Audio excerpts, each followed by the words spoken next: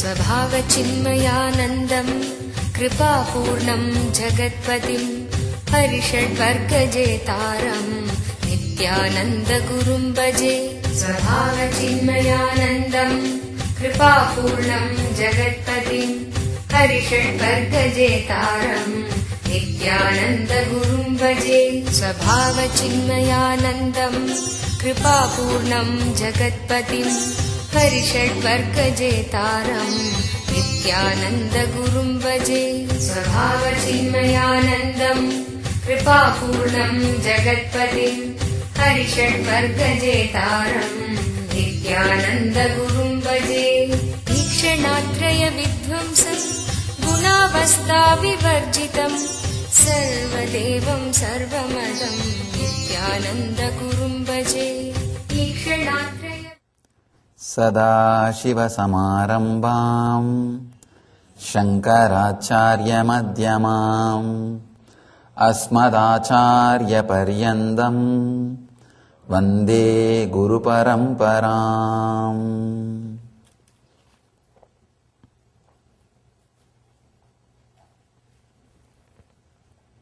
I welcome you all with my love and respects.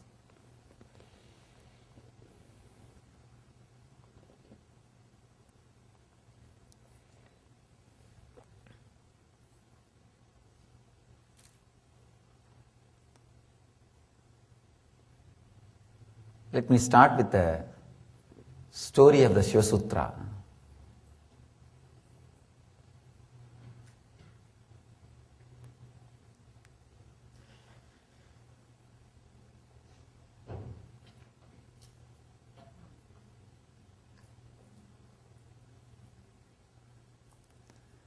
We were actually contemplating during 1995 to present some traditional scripture in its authentic, true original form.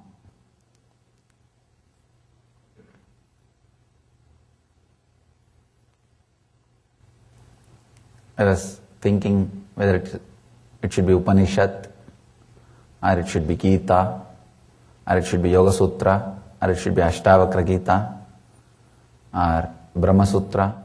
So many scriptures we have. When I went through, practically every scripture had the parts which are original truths, pure truths, and the parts which are added for the sake of society to make it more understandable. The third part, compromising for the sake of the people who are not able to imbibe it. Every book has these three parts. One, the pure truth, as it should be told, as it should be said. The next,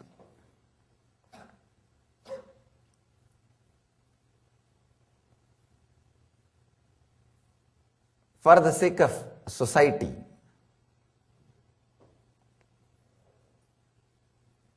Maybe the way in which they wanted to listen, explaining in that way. And the next, completely compromising. Sometime you will see masters do compromise for the sake of the disciples. A small story. Once one person goes to Ramana Maharshi and asks, Bhagavan, please give me some technique to achieve enlightenment. Ramana Maharshi says, just sit and see who is the person who wants to achieve enlightenment. Start seeking the source of the I in you. After 1 year, the devotee comes back and says, I think self-enquiry is too difficult for me, Bhagavan. Can I do meditation? Bhagavan says, all right. After 1 year, the same guy comes back and says, I think meditation is too difficult for me, Bhagavan. Can I do japa? Bhagavan says, all right, do it. really, again he comes back and says, Japa is also very difficult for me. Can I do puja? Bhagavan says, all right, do puja. During the last meeting, there was a devotee who was taking notes of the teachings of Ramana Maharshi. What he will record? He will say, Bhagavan asked one devotee to do puja. So naturally, if he records and presents teachings of Ramana Maharshi, means Ramana Maharshi told disciples to do puja. No. He accepted, but that is not his message.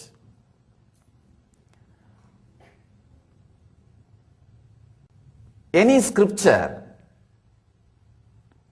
some part truth and some part which is accepted, but that is not the ultimate truth.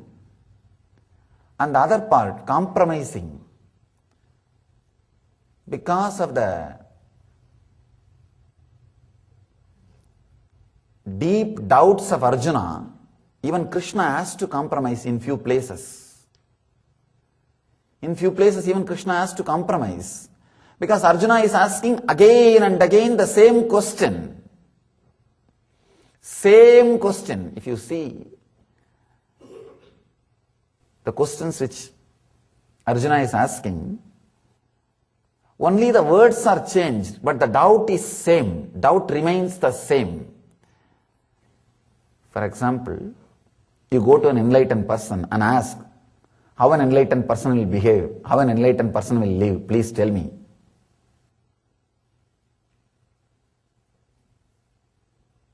If you have not lived around him and you are asking this question, perfectly all right. Means you want to know. You lived around him for 10 years and then you ask him how an enlightened master will behave, means you are trying to judge. Arjuna lived around Krishna 33 years. They were close friends, college mates actually. Both of them studied in same Gurukul.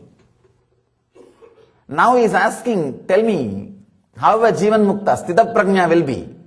It means what? Now he is going to refer whether Krishna has achieved that state or not. He heard all the teachings from the Krishna. He wants authority. Whether these teachings should be followed or not.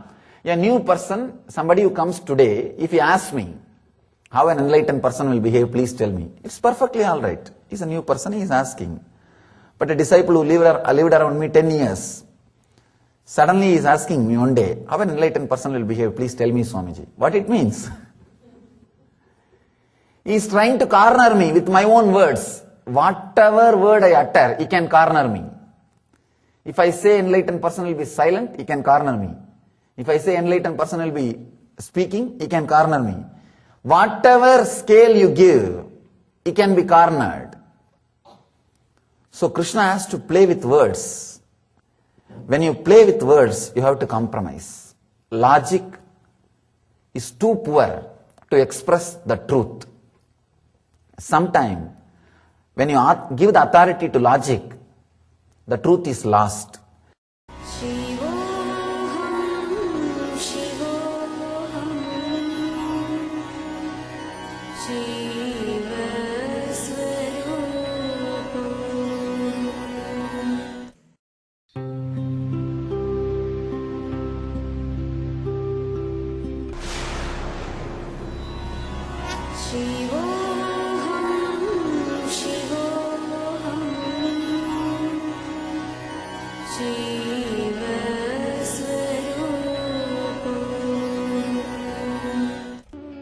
India has given birth to great Paramahamsas, mystics, saints and divine avatars who have consistently delivered this world from darkness to light.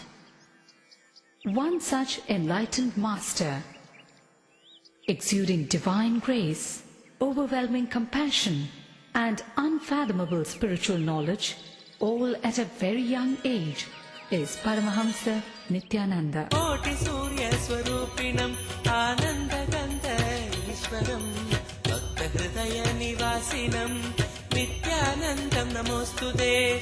Koti Surya Swarupinam Anandagandha Ishwaram Bhakta Hridaya Nivasinam Nithyanandam Namostude. Nithyananda was born as Rajashekharan, the second son of his parents Arunachalam and Lokanayaki, in the temple town of Tiruvannamalai, South India. 10 days after he was born, the family astrologer predicted that Rajashekharan would grow up to become a Raja Sannyasi and guide the world, something his parents were not happy to hear. At the age of 10, Rajashekharan was initiated by Raghupati Yogi. In his moment of initiation, Rajashekharan was blessed with a vision of Parashakti. He went home and carved the vision he had in soapstone.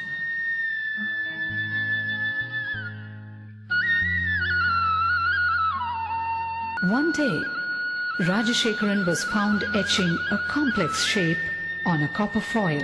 It was the sacred Shri Chakra.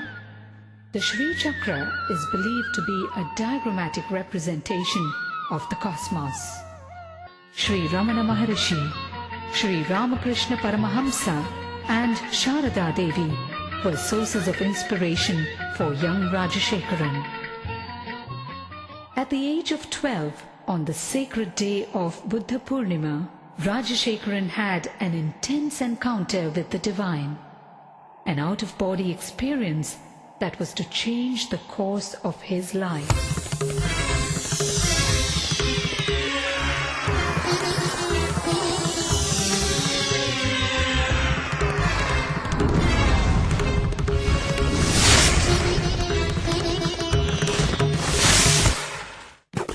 By his 17th year, Rajashekharan's spiritual quest became too fierce to be ignored. He left home on a journey of arduous self-discovery with no assurance whatsoever, but only a glimpse of the divine he received at the age of 12. He wandered far and wide, studying and practicing meditation, from Tapovan in the Himalayas to Kanyakumari in the south, from Dwarka in the west to Gangasagar in the east. He wandered for 7 years in India and in Nepal. With just 2 pieces of clothing and a kamandalu, a holy water jug, and with no idea of where his next meal would be. One day in Gaurikund, he beheld a breathtaking vision. A young man with a glowing countenance and flowing locks was walking towards him with long strides and divine grace. Wonderstruck and gazing at him, Rajashekharan realized that this was none other than Mahavdar Babaji, the enlightened master dwelling in the Himalayas for thousands of years in perpetual youth. It was this great saint who looked at him and uttered the name Paramahamsa Sri Nithyananda, an enlightened being in a physical body, young at heart but wise in mind. Rajashekharan undertook years of rigorous penance, intense meditation practices, and in-depth study of yoga, tantra, Vedanta, and Shiva philosophies before he attained the ultimate state of consciousness, the state of Nithyananda, or eternal bliss. Word of the charismatic saint rode the winds in every direction. People visited Nithyananda from far and near. Effortlessly, he won their hearts. The time had come, and Nithyananda was ready to execute the real purpose of his divine birth, the purpose as a guru, as a master to the entire humanity. Life Bliss Foundation is his worldwide movement to spread his message of meditation and inner bliss. With its spiritual nerve center in Bangalore, India, and its Western Hemisphere headquarters in Los Angeles, USA, It operates through 1,000 centers and over 78 upcoming ashrams in 30 countries, causing transformation of humanity through transformation of the individual. How does one describe this great master? The charm of a child, the healing hands of a doctor, the compassion of a mother, the wisdom of a guru. To those who struggle under the many burdens of life, his presence itself is the answer they seek. In his arms, thousands find refuge, the ailing, the needy, and the seekers of God. The Master is an invitation to a journey inwards. In his own words, "Just allow me to light your being, then you will know that you are pure consciousness and your being pure bliss." नित्यं शरणं गच्छामि ध्यानं शरणं गच्छामि आनन्दं शरणं गच्छामि नित्यानन्दं शरणं गच्छामि नित्यं चरणं गच्छामि ध्यानं चरणं गच्छामि आनन्दं चरणं गच्छामि नित्यानन्दं चरणं गच्छामि नित्यं शरणं गच्छामि ध्यानं शरणं गच्छामि आनन्दं शरणं गच्छामि नित्यानन्दं शरणं गच्छामि नित्यं शरणं गच्छामि ध्यानं शरणं गच्छामि आनन्दं शरणं गच्छामि नित्यानन्दं शरणं